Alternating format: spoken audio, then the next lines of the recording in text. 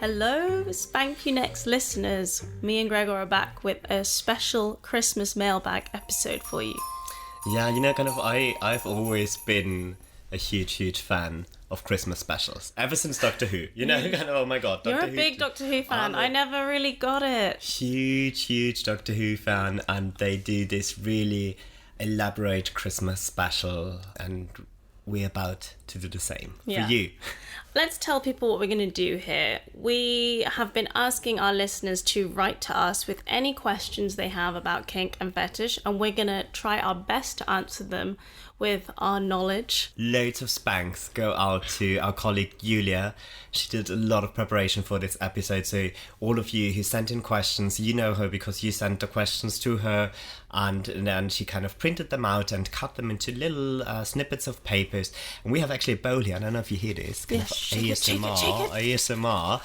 And then we kind of will just start pulling questions from that bowl. And we have not seen the questions before. I'll have a sip of coffee. Anna, Cheers. Do you want to start with the first question? Yes. Okay, I'm going to read the first one. Are you ready? No, okay. I don't know. Okay. How do I know the difference between just plain sexual deviance and kink? Sometimes I feel like I have a very dirty sexual imagination, and then for others, well, I am just plain creative. Duh. I mean, don't we all? Now, what do we mean by sexual deviance is what I would say, because I think a lot of people into kink are called sexual deviants. Yeah. And even sometimes wear the name proudly, because I think what we think of as normal, there is no normal. I think it's really just a question of terminology in the end, because... And I also get it, it's a long path to really find out what it is you want, what turns you on, what you feel good with, and then there's always some... In the end, you have to communicate a lot of stuff, and you will be trying out stuff that's maybe not for you, but is there really something like a sexual deviance as long as it makes you feel good and your partner feel good? I guess we could go as far to say something like paedophilia would be a sexual deviance. Okay, right, yeah, but that's criminal. Yeah. So I think there needs to be a difference with if things are being explored in a healthy, open way with consenting individuals. But I think when it comes to sexual deviance and kink, people have a lot of shame. Yeah. They think something's wrong with me, like why do I want to do this thing, and like why does it turn me on? And you have to get out of that negative thought pattern. But someone's love for something will be my hard limit. So it's finding that compatibility if you want to explore it with someone. You're not always going to find someone into it. And this is actually some advice. Just because you are finding out you're into something, I would recommend not sharing it with everybody. Because especially in this state when you're just trying out something new, a lot of people can ruin it for you. Because, and be careful whose advice you take. I'll kind of come out with a really wholesome quote. Sometimes people's advice is just the limits of their world, and this happens so many times. You know, kind of people will say this is bad for you, don't do it, this is really weird, and then in reality they're just judging you for something because they can't imagine it for themselves. You're right. That was very wise. You know, me and Gregor have the same hard limit, which is scat. No judgment if you're into it, which is, scatological sexual gratification. But it's not something... It's the poo. We talked about It's the poo. But all for people trying it. But really, if someone approached me and said, like, how can I do this? Would you do this with me? Would you try it? I have to say it would be no. Yeah. So I would just make sure you're finding trustworthy people to talk to about, maybe get online, get in some forums, try and meet people that are in your community, to go to an online munch or a munch in real life for people into your kink. Because some of the more maybe extreme or fringe kinks are going to be harder to find people that are willing to talk to you about it and to explore with you. And I mean, this is really something very important. So just because you're exploring and trying out new things, it's still always okay to say no to things, and you don't need to explain yourself. If you just don't want to do it, don't do it. That's okay. And if you do, be respectful of others and how you approach it. Hope we answered that question. On to the next. I'll kind of get another one. So,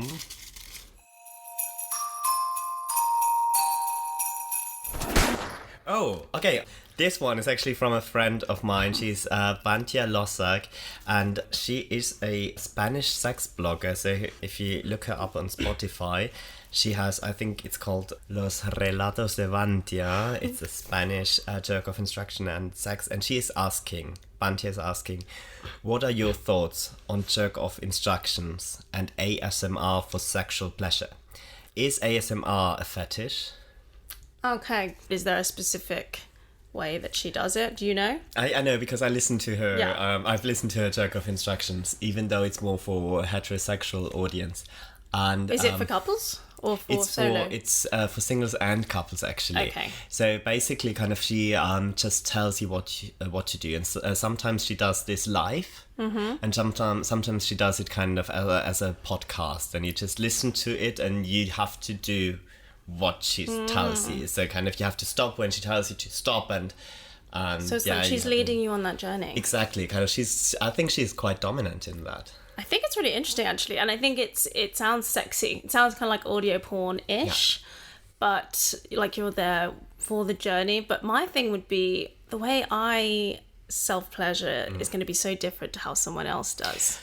I mean, that's really a thing. Yeah, I think it's really different for everybody, and everybody knows what turns them on. No, but I think it could help because I think you get stuck in this one way. I talked to some people about this. When you self-pleasure, it's almost like you can just do it so quickly. You know, like, yeah, I know you can edge and you can do that, but you know, sometimes it's like, okay, I can just do it. Like, and then you have sex and it's like, you're not quite getting there, it's taking a bit longer. Maybe it's good to explore different ways so that when you're with a partner, they can all, like, you can maybe orgasm maybe easier because you don't have this one way to do it in your mind.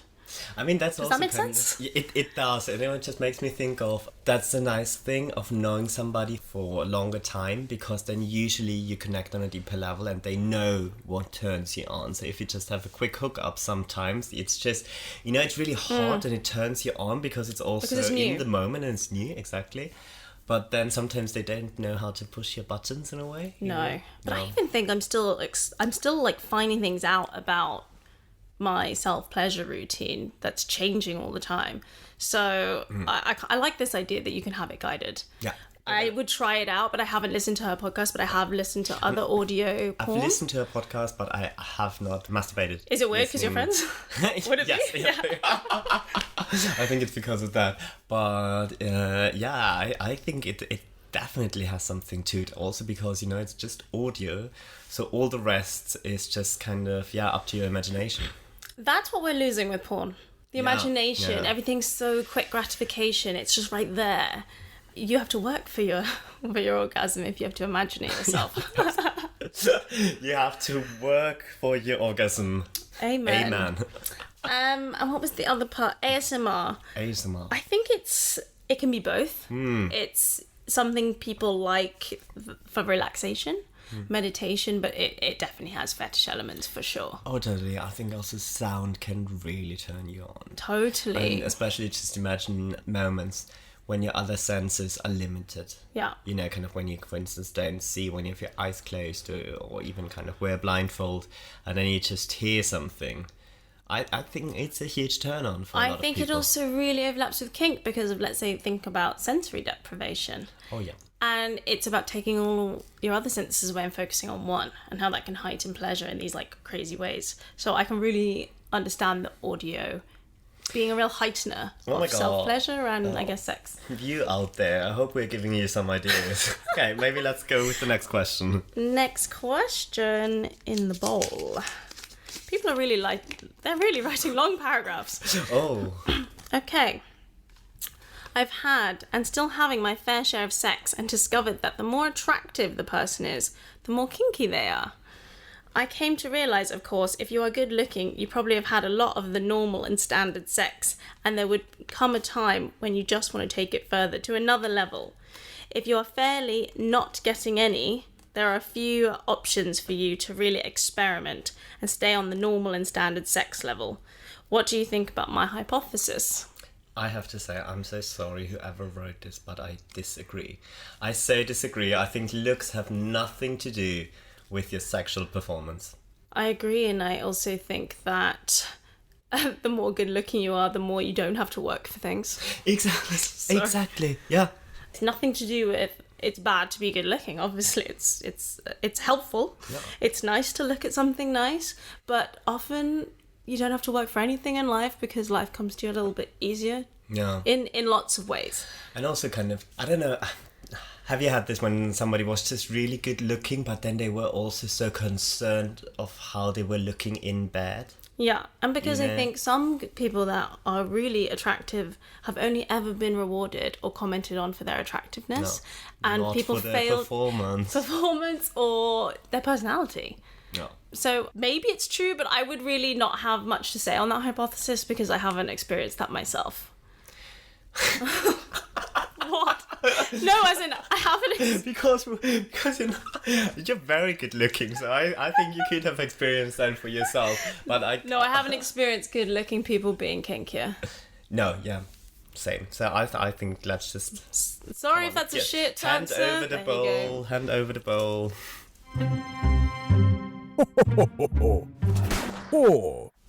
Who would have expected these questions? Okay. Which BDSM terms do I absolutely have to know? Oh. I have beta tested the new BDSM test that will soon go live on Fetish.com, and for many, I had absolutely no idea. Okay, I think we have to give some context on this. Yeah, so obviously, if you've been listening to the pod, you know that we work for Fetish.com, and we've been working on a new feature which is it's taking inspiration from the BDSM test, which a lot of people in the kinky community will have taken, but we want to make it a lot easier to use, more intuitive. People can find each other on Fetish.com based on what they're into. And this person has obviously been one of the testers, and they're asking what terms in BDSM are necessary to really understand the community. Yeah, so because BDSM it's moving into the mainstream, but it's still very niche. So on Fetish.com, we're now developing this BDSM test feature that gives you a score, and it's very easy for other people to recognize you for your preferences. Yeah, well, there are lots of terms to use, but obviously you need to know what BDSM means. Let's go to the basics. Okay, so BDSM stands for bondage, discipline, sadism, and masochism. Yeah. And I think that it's also the D and the S in the middle. They have a double meaning. They are also for dominance and submission. That's really important. You also need to know sub and top. Oh, bottom and top, yeah. Yeah, you need to know bottom and top. No, sub or dom. Yeah. Sub is for someone that's submissive. Dom is for dominant or dominatrix. And top is basically the same, but it has no gender or role specific definition. This is really interesting because in the gay community we also speak about bottom and top, but I really honestly I hate this concept because I think it comes from really patriarch society and too binary, because it's only about penetration. The penetrating part is the top and the part that's being penetrated is the bottom. And it's really just talking about this one aspect of sex, which is penetration. Yeah. But that's why I like the definition in BDSM so much more, because I think it's so much more inclusive. Yeah, and actually it often doesn't refer to sex at all. At all, yeah. So really kind of the top is the dominant, more active, more... Disciplinarian part. And you can be a dom in lots of ways. So there are kinky lifestyles such as daddy and little girl, or parent and caregiver is the more used term now. That would be a form of domination and submission, but it's specific. Yeah. Right? Yeah, I think it really depends on your power dynamic. And then you have switch, which is someone that goes between the two. Yeah, I'm a total switch. Yeah, so we've also got limits, soft and hard. Oh, yeah. Do you want to explain them, Gregor? Yeah, kind of. So hard limits is really something that's a no-go for you under no circumstances. And soft limits is something you, under some circumstances, don't feel comfortable with, but it's something you're still willing to explore a bit more. So soft limits is something you don't need to have, but under the right circumstances, you could maybe explore a bit. Totally. Also, safe word? Safe word, I think that's a really well-known one because of pop culture. So safe word is really kind of when you say it needs to stop, the session needs to stop. And this is because it's quite extreme and sometimes you might feel uncomfortable with one thing but don't want the session to stop. So you don't want to kind of just say a safe word because then everything will be over. So some people go with this red, yellow, green, red, amber, green actually. So green is everything is okay, but if you say amber, then it's just you feel a bit overwhelmed in the moment. So you need things to go more slowly. Totally. I think also we have a few mantras in the community. It used to be SSC, which is safe, sane and consensual. People still do use that a lot, but now we more have RAC, which would be risk-aware consensual kink. Yeah, if you want to know more about this definition, we really recommend you listening episode 2, Serving Sex Work to Women, where Master Peter really explains everything that has to do with these concepts. I would say that's the main terms, slave master, but again that goes into the dominance and submission. I mean, as our colleague Miguel always says, it's a whole universe. It's a fetish universe, really. So I think you even we are always learning. Yeah. We are the students. They are the masters. Okay. Okay. You go. So, get another question. if you want any more clarification on terms, just write to us on Instagram. Or sign up to Fetish.com. Actually, there's a really extensive library on fetish roles and preferences and fetishes and everything. Okay, so next question. We have, what is cum control? This sounds like another way of saying orgasm denial. Yeah. I would say. Basically, I think... How about I have a little look on Google? That's not cheating. Google's made me... It's put this safe search that every time I search something, it won't let me look for something unless I undo the safe search. Rude. I mean, Google really has made our lives more comfortable, but in the end, it's just so not sex positive. Yeah. I would say nothing's coming up apart from porn. But I would say it's another form of edging. Would be my educated guess. I would say it's two things. So edging is more when you don't allow somebody to orgasm in the moment and you just stretch it out. It can be an amazing feeling, to kind of almost go there, but then being denied the orgasm and then just keep going, and you can do this yourself or with a partner.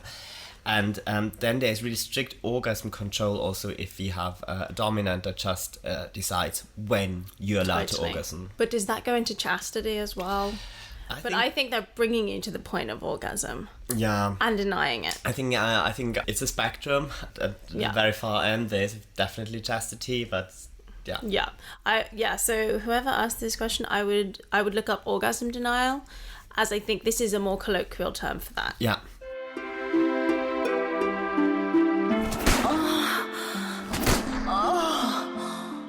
Next question, Gregor. Okay, it's another long one. Okay, topic: cuckolding and the general ambivalence between jealousy and arousal. Such a powerful place of the psyche. Do you have any tips, practices, real-life experience, instructions to share? Oh my god! Cuckolding. I think I know the person who sent this in. Amazing.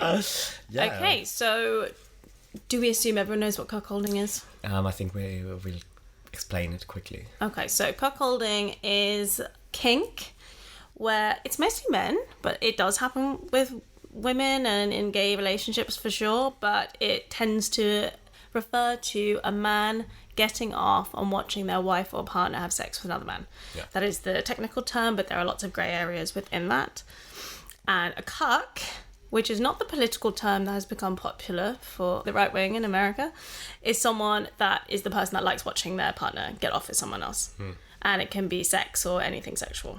I think, also kind of saying that usually the man cuckolds, I think it has to do with something very traditional, monogam, patriarchal structure, in which kind of the man usually has the power in the relationship and feels humiliated by his woman being sexually pleasured by another man and still feeling aroused by that, because this power is kind of taken away and he feels aroused by this humiliation. Absolutely. Totally agree. So I think kind of looking at it now, I think it's much more it's still the humiliation aspect, but it's really about, kind of being in a relationship. And then this can be whoever, man, woman, non-binary folk. And so you just kind of getting the sexual pleasure by seeing your partner having fun with somebody else. Yeah, I think it can also go even further, more towards ownership in a relationship. And this is coming from a female perspective of feeling like the man is almost like in control of the situation still. You know, he's like hiring or letting his woman do this for his gratification, not her own. So he's owning her still in some way. And also he's taking the pleasure, even though I'm sure she's having pleasure. What? And this is not to say it's not right to do it, but I see there's a lot of patriarchal elements here as well.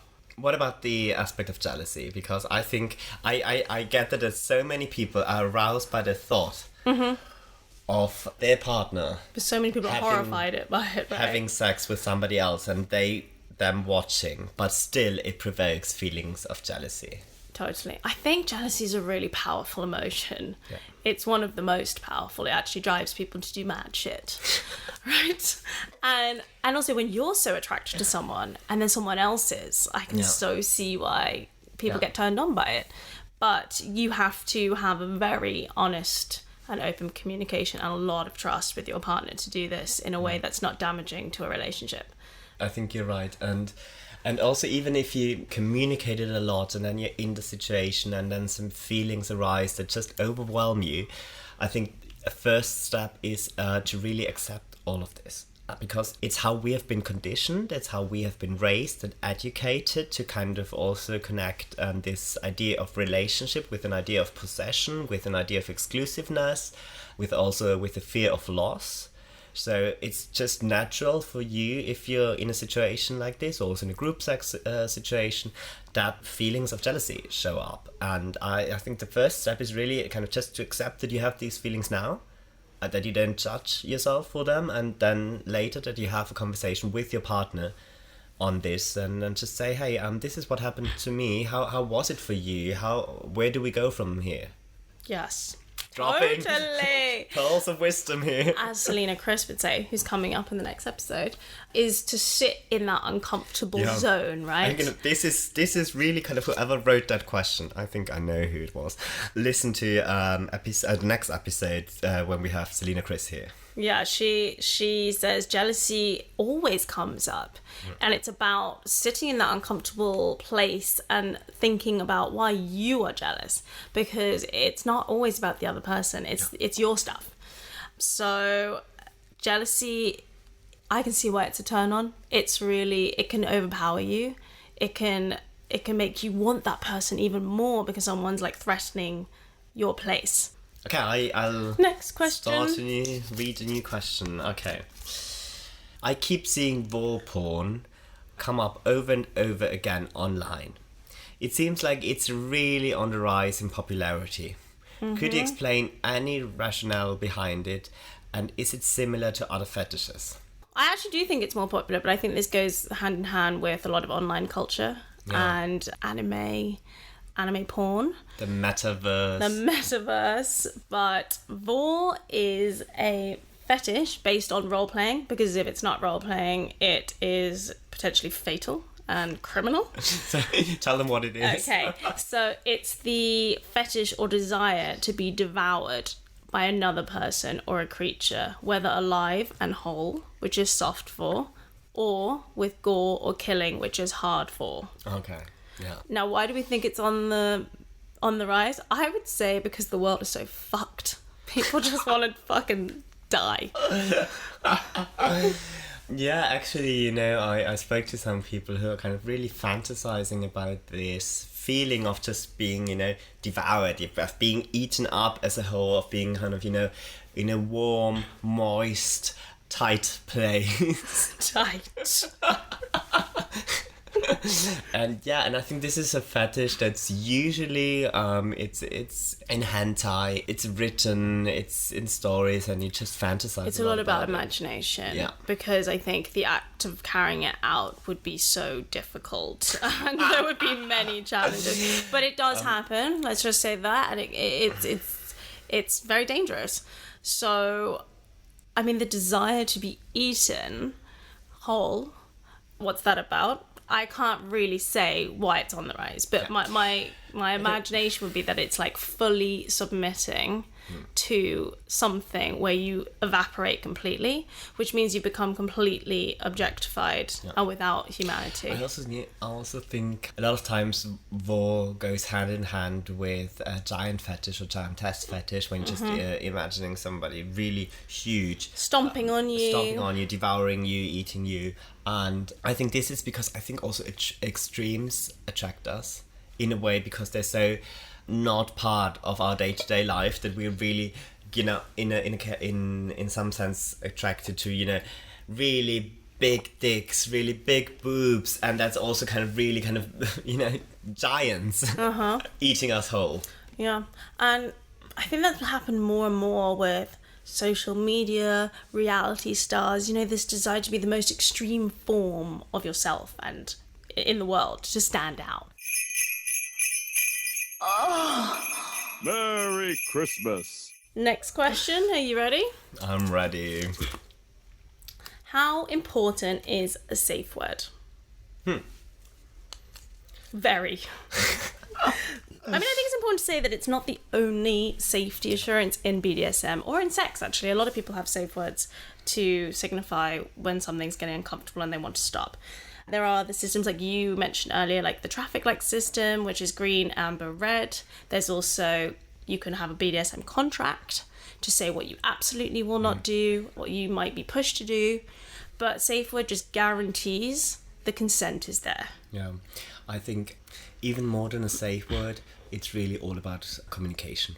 And this is communication before the session, during the session, and after session, when we basically call it aftercare.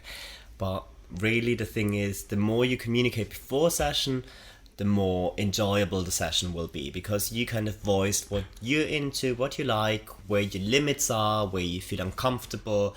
The other person also says what they are ready to do and where their boundaries are.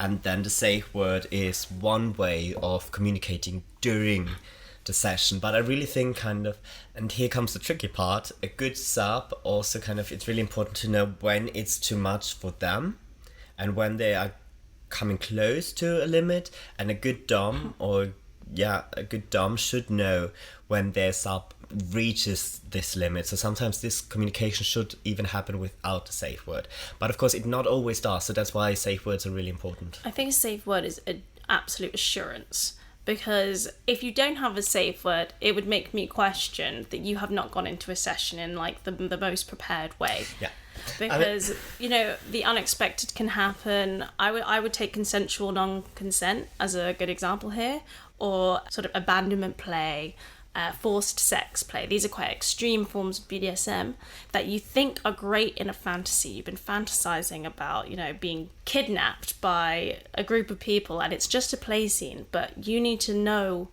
how to communicate to people when it really isn't okay. Because obviously in that kind of scenario, you're supposed to be in trauma and that's what's turning you on. But there needs to be a line where actually when it gets too much, you have this word that people know it's gone too far. Yeah, I mean, we sometimes hear this from people who say, "Oh, I don't have any limits."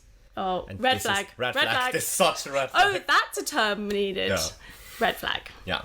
Question from a sleep-deprived sexsomniac: is sexsomnia real, and can I do anything about it?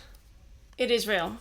100%. It's actually listed as a kink and fetish on Fetish.com. You have to explain to me what sexsomnia is. Okay, so sexsomnia is actually involuntary in most cases. It is when you are asleep and you have a sexual desire and start acting on it, but you're not quite conscious. Ooh. And I can imagine it being really tough for those that have this as an affliction because, you can't actually control this part of you. There's obviously a desire there that's subconscious, but when you go to sleep, are you in control of what you dream about or what you do? Yeah. So it's definitely real. It is listed as like a fetish on lots of sites, including our own, but I think it diverges from fetish into more of a medical side of things. So this is actually something really important. So whatever you're into, your kinks, your BDSM practices, they should add up to your life. You know, they should really be something that you enjoy, that give you something positive, something that just make your life more livable. But if it's something that's really impacting your life and kind of also how you relate to other people, I think this is the moment you need to seek professional advice. Yeah.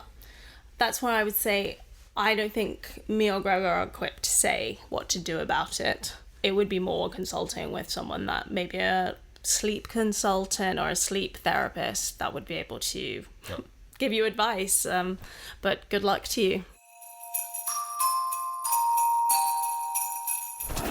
We have 2 questions left, Gregor. Oh, Okay. Introducing some fetish stuff to the bedroom feels like it is going to take the spontaneity out of sex. How can I go about introducing it without putting it in my diary and ruining the vibe? I really think this is a really good question. This is a really good question. Because it is very planned a lot of the time. And sometimes when you enter a session, you've been planning it for maybe weeks, months, can be. And how do you know that you're going to be in the mood? You know, you have a bad day. I'm on my period. I haven't slept well. Yeah. How do I know that I'm going to want this scene? Okay, I think there's 2 different things here. One is the logistics of it all, and then there is, will I be in the mood for it? And the second one, I think it's even easier. If you're in the mood for it, go for it. If you're not, nothing will happen. But it's right, okay. there's gear. You know, you want something specific. You got to get the gear out. Yeah. There is always an element of prep. Depending on the fetish, totally. obviously. A bit of spanking, no, you know, that's easy. Just do that whenever, doing the dishes. I think this is kind of more the first element when it comes to the logistics, and here it's really like, you know, when it's your first time that you're trying something, you're still not sure how to do it really, you don't know what effects certain things will have. But if you get, you know, kind of more in the routine, then it becomes easier, and you also need to, you know, what to prep for and how to prep for, and of course, an extensive session with loads of gear will always take you some time to prepare. But when it comes to just some, you know, introducing some fetish elements or some BDSM play, then basically it can be done in a hotel room without loads of preparation. Absolutely. It really depends on what you're going for. Yeah. If it's something like BDSM, like, you know, like a blindfold, some handcuffs, very easy. But if it's something more risky, if it's something that has more preparation, then an element of spontaneity is taken out of it. But if it's something that you really want, when it actually happens, you're gonna absolutely fucking love it. Okay, last question. I hope it's a good one. So when does vanilla turn into kink?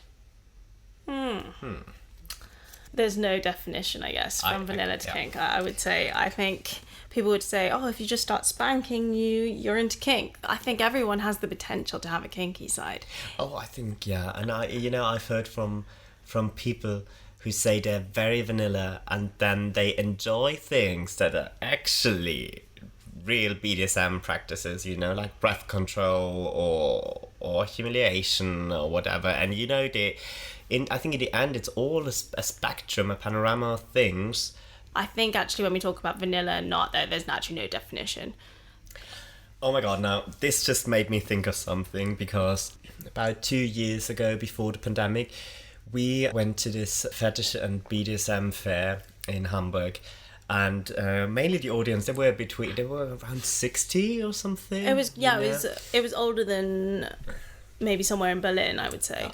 And I have this feeling that generation, so people who are now in their 60s, if they practiced BDSM, or if they practiced BDSM, it was this whole revolutionary act. Because usually sex was a very nuclear family, between a couple, for in a reproductive marriage. reasons, Yeah. And then there was kind of the people who had normal sex and the people who had BDSM. And I think now our generations, and especially kind of Gen Z, which we love, they are much more open when it comes to talking about what they want, about the needs they have, and the things they're into. And that's why they just explore a lot more. And just because they are really into being spanked and maybe cuffed, they might not really call it BDSM, you know? So it's much more, I think everything now is much more fluid. There's just a lot more wider acceptance. Not in everywhere, though. I mean, just think we come from a community where it is really accepting. Yeah. We're very open people. Sometimes we forget that not everybody's thinking the way we live in a culture where it's okay to talk about these things, but it's not the case everywhere. But, you know, also I think that's the thing, especially with the internet, websites like Fetish.com, that you now can find people who are into the same stuff you're into. And before you were just kind of, it was much more difficult because you have to go to a certain bar and get to know certain people. And now it's much more easy just to do a web search and then find out, okay, I'm not the only weirdo who's into that. Yeah, and you can find lots of resources on how to do it safely and well, which I can imagine if you were into BDSM 30, 40 years ago, you'd have no clue. You'd have to find people before you even found out how to do it properly. Yeah. So I think in essence our answer is that there's no line between kink and vanilla. No. It's blurry. It's blurry. It's blurry at best. Beautiful rainbow panorama. And that's to say, if you're not into kink, that's totally fine too. Yeah, as long as you're listening to our podcast. Of course.